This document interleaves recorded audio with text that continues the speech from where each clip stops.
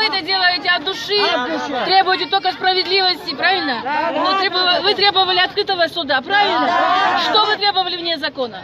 Вы ничего не требовали. А сегодня судья удалила Атамбаева до конца всех, кто сидел в дневном заседании. Да, удалил до конца. Это позор власти, это не их победа. Так что держитесь. Остальными обвиняемыми. Сегодня он потребовал от конвойной службы исполнения этого приказа, на что возразили защитники Алмазбека Шаршеновича и высказали мнение, что нет оснований для того, чтобы его помещали в клетку. И когда защита возразила, судья принял решение удалить Алмазбека Атамбаева из зала судебных заседаний до конца судебного разбирательства. То есть пока суд по Койташу не закончится, Алмазбек Шаршенович не имеет теперь права, лишен права присутствовать, участвовать в судебных процессах, что является нарушением принципа состязательности и лишением его права на защиту. То есть он имеет право защищаться, потому что его судят. Получается, сейчас без него его будут судить.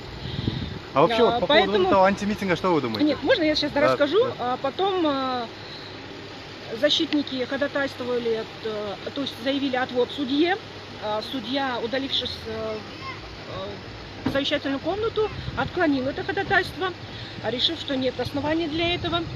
Было заявлено сейчас еще одно ходатайство адвоката Джунусова о том, чтобы объединить дела по Батукаеву и Койташу, потому что койташские события — это как последствие возбуждения уголовного дела по Батукаеву. Потому что Атамбаева хотели допросить по делу Батукаева, и произошли был незаконный штурм, и как последствие сейчас уголовное дело и судебный процесс по койташским событиям. Сейчас судья удалился в совещательную комнату, в 2 часа продолжится процесс, когда он свое решение огласит. Насчет антимитинга, это все изжившие себя методы власти. Наши спецслужбы, правоохранительные органы такой метод используют еще 2005 года. Мы все помним, да, когда митинги шли на площади, на Старой площади антимитинги шли.